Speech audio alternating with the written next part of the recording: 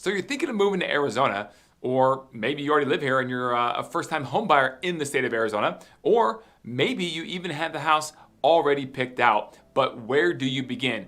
Where do you start? Every state's different when purchasing a property, at least the correct and legal way.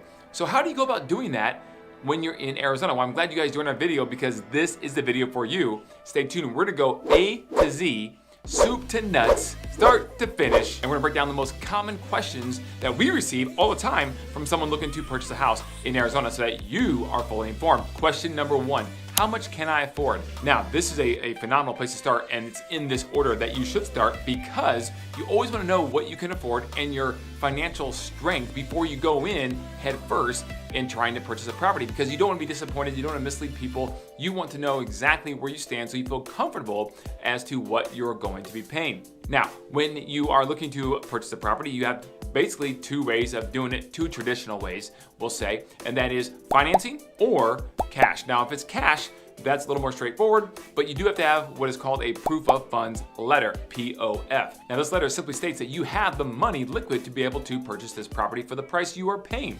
Pretty straightforward. The other part is financing, conventional, traditional, I should say, financing. Now, there are different types of loans when it comes to how you're going to afford and get the money from a bank or lender to buy this house. Let's go through really quick those different types of loans without going too deep in the woods. There should be some basic understanding of what these loans are like and what they entail. So let's start with VA and FHA. Those are two different types of loans, but they're backed by the HUD, the Housing, Urban, and Development Department of the federal government. The VA is for veterans. So if you serve in the military, etc., and you are a veteran, you have the ability to get a VA loan and purchasing a property. Now, the benefit of the VA loan is that there is no PMI, and you can put as little as 0% down. That's right, zero money out of your pocket to get a loan on a property that qualifies for a VA loan. Now, this is awesome because this gives veterans an amazing reward for being able to buy a house after serving their country. And again, no private mortgage insurance, PMI, is tacked on because you're putting less than 20% down, which is awesome. So kudos to the veterans for getting a VA loan. FHA is also a low down payment loan. This is for somebody who's looking to put as little as 3.5% down for your mortgage. So now when I say 3.5% down, you simply take your calculator out, you put the purchase price of what you're gonna buy the house for, and you take it times 0.035, and that's the amount of money you would have to come out of pocket for the down payment of your loan. Now, some of the aspects that go into what it takes to qualify for these different types of loans we're gonna go through, we're not gonna dive into every single one of those on this video. You just need to know there's different types of loans that your lender will go over to discuss what's best for you. Now, let me just pause here for a second and be sure to reach out to us, guys. Call us with any questions here at 480-660-5974. We have the best lender partner that we feel is out there in the marketplace. I mean, they're awesome. We've worked with them for over 16 years, and they are with one of the largest mortgage bankers in all the country, and they have their own product. They have the ability to broker out if needed, and so you have the best of both worlds when working with them. So call us. We'd love to introduce you guys because your lender partner does matter. And they work on a very low fee structure. They give those savings back to you so that you can get the lowest rate and lowest cost when it comes to getting your loan when purchasing your property. So give us a call on that. Now, continuing our conversation on the different types of loans, the next one we're gonna cover, which is the most traditional, common one, is the conventional loan. This is backed by Fannie Mae or Freddie Mac. They're GSEs, government-sponsored entities that actually will buy and insure, so to speak, right, the loan that the bank gives to you when they give you the money. The bank usually, in most cases, will not hold on to that debt. They will then sell it off their books to Fannie and Freddie, who buy them up, and that's why America has one of the best mortgage systems in all of the world. Now, with conventional loans, you have the ability to put down, in most cases, as low as 5%, sometimes 3%, but 5%, 10%, and 20%. Now, if you're below 20% down, then you're going to pay an additional fee called private mortgage insurance on that loan.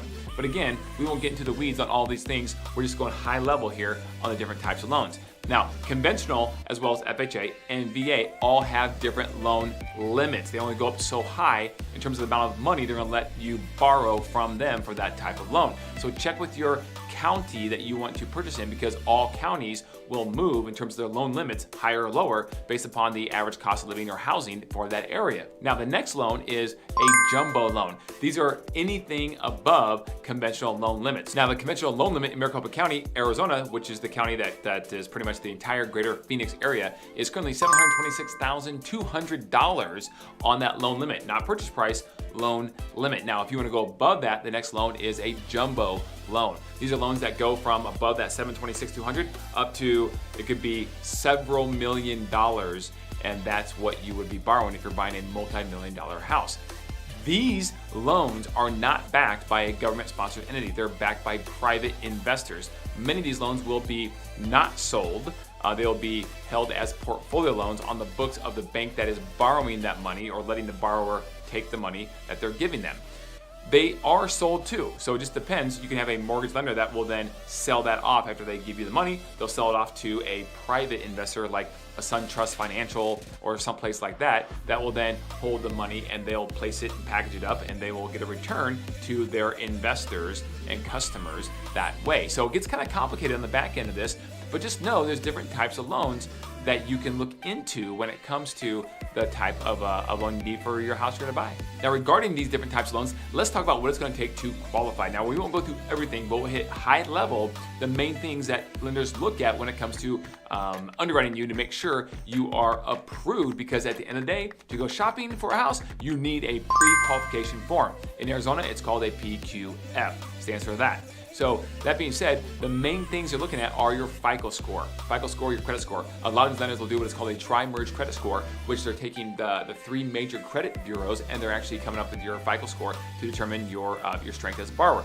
Also, debt to income ratio, DTI, is very important. There's a certain amount of a percentage, a formula that you can't go over. Typically, depending on a loan, it's 48 to 50%, somewhere in there, that you can't go over if you're looking to qualify. So you need to keep your debt down and obviously have a certain amount of income, and that is based off the gross income in the vast majority of cases. Now, they will look at tax returns. They will look at W-2s, pay stubs. Now, if you're a business owner, they could be looking at the profit and loss statement as well as tax returns. In some cases, there are other types of forms or underwriting that they'll do to where they won't even take the basic financials that most lenders look at when looking at a loan, and they will just simply approve you for the loan based on the type of income that you have. For example, some of these are called a non-QM loan, a bank statement loan, a DSCR loan, which is based off the debt service coverage ratio, which is based off the income of the property. So let's say you're buying an Airbnb property and you don't want to divulge all your financials, or maybe you have bad bookkeeping, or whatever the case may be, you can simply get an approval on a loan based on the income that the property is set to produce. So there's all kinds of different options, guys. It's a lot of different information there for you. I don't want to get too complicated on it because it can go a lot deeper, but for the purpose, just know you have a lot of different options. So give us a call. We'll get you with the best lending team out there to make sure that you have all your bases covered and you're getting the best deal possible. Okay, the second question in the spectrum as to how you go about buying a house in Arizona is, now that you know how much you can afford and you have a house identified you like to buy, how do I go about buying it? How much do I actually offer on this property? What's a good number so I'm not overpaying for the property, but yet enough to where hopefully we'll at least get it? Now, it depends what type of market we're in. If it was 2 years ago, you had to just put your best foot forward and go above the asking price in many cases, because there was going to be multiple offers. In this market we're not right now, buyers have a lot more leverage, and so there are levers you can pull when negotiating to try to get the best deal. But hopefully you'll give us a call, and hopefully we're the agent you choose to work with, because we do a deep dive with our client when they have a house that they want to make an offer on. We pull the data around the property. We pull the comparables. We look at it. We go apples to apples, and most houses are not. So you have to do adjustments to make one house that's superior that you may like to this one here that sold. We have to do the adjustment to bring it up to be like for like, and so on and so forth, and vice versa, by the way, too. So we go deep on that to really let you know where it is that you need to be on this property. Sometimes the sellers price it high, sometimes they price it a little aggressive, a little low, so it just depends. What is the average list to sell price ratio in the area? That matters too. So we pull all that from the subdivision to a potential radius to a potential zip code, so that you are fully informed to know where you need to be to make the best offer to A, get the house, but B, get a good deal as well. The third question we get now in this continuum of the timeline of how do you buy a house in Arizona is, okay, now I know what I want to offer, I know what I can afford, how do I go about making the offer? How does that work? What are the logistics of making the offer? Okay, number one, you have to have an agent that knows how to do it appropriately. You want to have verbal communication with the other agent. Also, use an agent that's been around for a long time. I've been doing this for 18 years here in the Phoenix area, and so the agent community that does a lot of business actually is fairly tight-knit and fairly small, even though there's a lot of licensees out there. And so having that reputation and good rapport with other peers, other agents, really does matter. And then communication, showing respect, and all these things are very, very important and vital to make sure that they take your offer serious. The realtor that's representing you matters because that is what the first impression is going to be from the other agent when they receive the offer from your realtor. So it does matter. It's very important. So verbal communication, and then of course the negotiation process begins. This video is not about tips and tricks on negotiation, so we won't go into all of that, although that's my passion. We're gonna keep it surface level when it comes to logistics, okay? So now you make the offer, it gets accepted because, you know, the agent you used is awesome. So anyways, but it gets accepted. Now, what happens next? Okay, you will have to put up earnest deposit to a title company. Now, Arizona is not an attorney state, it is an escrow state. So we don't use real estate attorneys to close properties. We use escrow title companies to do that, and they are in the state of Arizona, one of the same. In California, for example, escrow and title are two separate companies. In Arizona, it's all the same. They're the neutral third party that facilitates the entire transaction from the paperwork standpoint, and they hold the earnest money. Now, the earnest money general rule of thumb in Arizona is 1% of the purchase price is going to be your earnest deposit, recommended at a minimum. Now, this might be the most fun part I enjoy about the contract in Arizona, because Arizona is a very buyer-friendly state. In Arizona, you have three, not one, but three contingencies hardwired into the contract already. The first one is the due diligence period, okay? In Arizona, it's basically 10 days as a default. You can negotiate that, but 10 days, calendar days, to do all of your inspections. That's number one. That's the first contingency. And with those inspections, typically we recommend two of those inspections, and that's the general home inspection and a termite inspection. Now, general home inspection is going to cost you around somewhere about $600, give or take. A termite inspection is going to cost you somewhere around $75 plus or minus. Now, let's talk about termites. Termites in Arizona are subterranean termites, okay? They are very prevalent, so it's not really a matter of if you get them, it's a matter of when, but they're very, very least destructive, okay? So what takes the termites in the East Coast and Midwest to destroy a house, to say, over the course of 1 year, would take these termites about 7. So it's a 7-to-1 ratio. So that being said, don't freak out if you have termites in your Arizona house. You treat them, the house is probably not damaged if it's been treated at all in the past. And so away you go with owning a beautiful house, and they go away once they're treated, and then you get a warranty in case they come back, they come out, treat them, and they keep going away. So that's the cool thing about termites, but you need to know that, and you can negotiate that with the seller. The general home inspection will tell you everything, literally everything, including the pool, etc. And then if there's concerns they have regarding the roof, the pool, the plumbing, things of that nature, they will then recommend to get those specialists of those trades out there to give you a second opinion, which we handle all of this for you, so you don't have to do anything. We hire everybody who's qualified, vetted. For years we've worked with them, and we get them out there on your behalf to do a fantastic job to make this process seamless. So the cool thing is, in the first 10 days, you can withdraw or cancel for any reason you see fit. The seller has no say in it, unfortunately. So if you don't like anything about the property that you missed when you first were walking through it with your eyes, then you can simply cancel. The earnest money is returned back to you. No harm, no foul, and away we go to try to find the next property.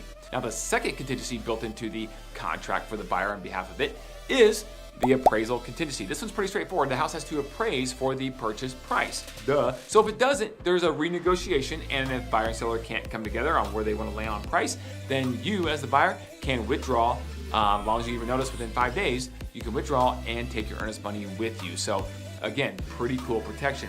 And the third and final contingency hardwired, which is the craziest one, is the loan contingency. Now, every state, as far as I'm aware, has some sort of financing or loan contingency built in it for the buyer, but this one is pretty lenient. Why? Because it allows the buyer to withdraw and cancel the contract as late as 3 days prior to closing. 3 days. So it could be on the market for 27, 25, 30 some days, and then all of a sudden you could cancel if you have a legitimate reason due to financing issues that your lender can't get the loan done, whatever it may be, and you can walk away and get your earnest money back. So that is wild as a buyer. And on the seller side, it's a whole other conversation in terms of how to protect that. But from a buyer standpoint, pretty darn cool in Arizona that that's built into the contract. So if you're I'm not really sure about the house I want to buy, I'm not really sure if I'm going to move to Arizona or whatever it may be, but you're maybe 90% sure, maybe make the offer. Start the process, because there's going to be a negotiation. It's going to last a couple days. And then if you get it under contract, a lot of times you'll find out that people are scared of something being final when they sign their name on the dotted line. But the reality is, in Arizona, it's kind of just a formality to get the process started, because you have those 10 days to do all of your inspections and due diligence. Now, the fourth question is, what fees will I have to pay when buying a house? Great question. Number one, there are no broker commissions that you have to pay as a buyer. The seller in the state of Arizona pays for both parties. So the service, from the standpoint of having a professional help you on the buying side with one of your largest assets you're probably going to purchase, is free. It's a no-brainer to take advantage of that. So give us a call, 480-660-5974. Whenever you get a chance, we'd love to help you out, because we're passionate about that, especially if someone's moved down here and haven't got through the process. There's a lot to learn, and we just absolutely love, as you can tell by this video, educating people on that process. Okay, but other fees. You're gonna have title fees, title and escrow fees. There are two main fees there. The first one is an escrow fee, which is gonna be split 50-50. Buyer and seller both pay that, and that's dictated based on the price of the home, so it will fluctuate. Then you have the title insurance. Now, this is an interesting one, because the owner in the state of Arizona has to pay and provide a owner's title insurance policy. It is non-negotiable. That is based off the purchase price as well. However, the buyer, if you're paying cash, you can elect not to take title insurance because you're paying cash. But if you are getting a loan, the lender you're using is going to require that you purchase on your dime a Alta lender's title insurance policy. Why? Because they want their position, being a first lien on the property, they want their position to be secured by insurance. So they're going to force you to buy it when you close on the house. That will fluctuate too based on purchase price. But the average price for title insurance is going to be on both sides. It fluctuates a little bit, but just throw out about for the average price point in Arizona, you're gonna be looking around $2,500 to $3,000, somewhere in that ballpark. And then of course, if you buy a more expensive home, it goes way up. If you buy a super cheap home or condo, it can go down. So just rough ballparks on that. And then also some small little itty bitty fees that title company will do for you, but they don't go to them. They're not revenue to them. Are things like endorsements, like they collect your property taxes, the recording fee with the county, things of that nature, which are very small. Now, taxes obviously can be larger based upon how big the house is and things of that nature, but they do all the math and collect all that data and information for you, so it's easily to understand on your net sheet when you go to the closing table. And lastly, the fees that you're going to pay are going to be potentially some lender fees. The two most common fees lenders will charge typically are like a processing fee, which might be in the ballpark of $1,000, and an underwriting fee, which might be in the process of $1,500, something like that, give or take. And then any other fees they make typically are blended in with whatever the interest rate is they're able to give to you on the back end. So most of the time, working with a good lender, you will not have very many fees up front when you close on a property. But one of those fees, let's talk about really quick, is the appraisal fee. The appraisal fee is very common and standard in Arizona for the buyer to pay for the appraisal fee, but that is typically paid outside of escrow, or it can be paid at closing. But again, that's not profitability for the lender. That goes directly to the appraisal company. Moving on to the fifth question that we get the most on this process here is, how long does this process take once I'm under contract? Obviously, it could take a long time if you take a while to find the house that you really want. But once you're under contract, on average, about 30 days. It could be 40, it could be 25. It just depends, but it's on average about 30 days. Now, why does it take that long typically? Well, because you have a 10-day inspection period, which most buyers don't want to do anything further until they get through that and get that all agreed upon. But then you have an appraisal that has to be done in most cases if you're getting financing. Then you have an HOA with a lot of houses. HOA has to provide all their information to the title company and disclosures so that you know exactly what you're getting into with the HOA and those fees and dues. And then by that time, you have underwriting that has to take place with the final underwriting with the lender and the loan so that your docs can be issued to the title company and then you can go in and sign. Now in Arizona, not everyone, speaking of signing, not everyone sits around the closing table like they do in some other states where they're more like attorney closing states. In Arizona, buyer and seller, they never see each other. They come in at different times and they sign with the notary, or they choose to have a mobile notary come to their house at their convenience, and they sign their documents there, their respective specific documents there, separate from each other. And frankly, I love that. It's awesome. It's convenient for all parties, and why everyone has to try to coordinate schedules, attorneys, title reps, realtors, buyers, sellers, to all be there at the one time in the closing table in other states, I have no idea, but not in Arizona. It's very simple, very easy, and it's really goes like clockwork. Now, if you're a cash transaction, you can close a lot sooner. You can close as fast as it takes the title company to get the title commitment done and the title search complete to know that there's no pre-existing liens on the title and they're good to insure it. You can close as fast as it takes them to do that. And sometimes that can be in a matter of just 2 or 3 days. So that can be really quick, assuming there's no HOA. Now, if there's an HOA, you have to, go out a little further, because HOA by state law typically gets up to 10 days to issue all of their disclosures and documents. So for a cash transaction with an HOA, you may have to be about 2 weeks on the low end. But if there's no HOA, you could be just a few days on the low end to close a deal that's cash. And the sixth and final question we get most of the time, especially when it comes to this all in order, is when can I get keys? When can I move in?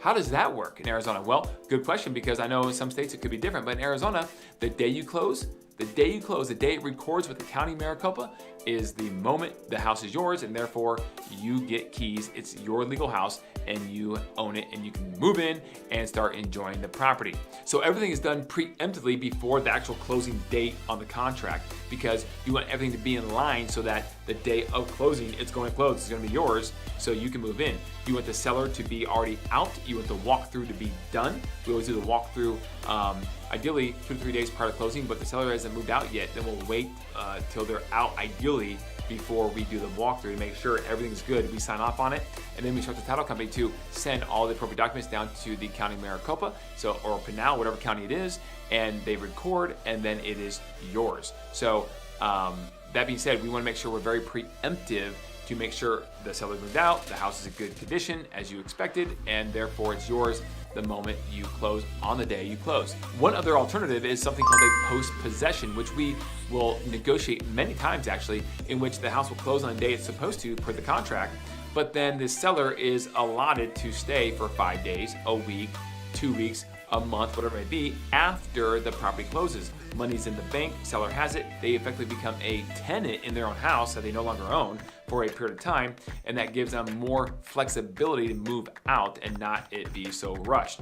But the buyer has to agree to it. The buyer typically won't agree to that if they are on a time crunch, or they just don't have to because they have more leverage than the seller does in the negotiation. So it all depends on the market you're in at the given time. But guys, I really hope you enjoyed this video. I hope it's informative. I hope this really broke down the process on the surface level, at least from start to finish, as to how you specifically buy a home the correct way in the state of Arizona. Guys, give us a call, 480-660-5974. Email us at info@cookandassociatesaz.com, or check us out right here on Instagram. DM me at Kelly Cook Homes. We're putting out daily content for your personal enjoyment like this. And guys, don't forget to please hit that subscribe button, like us, and call me.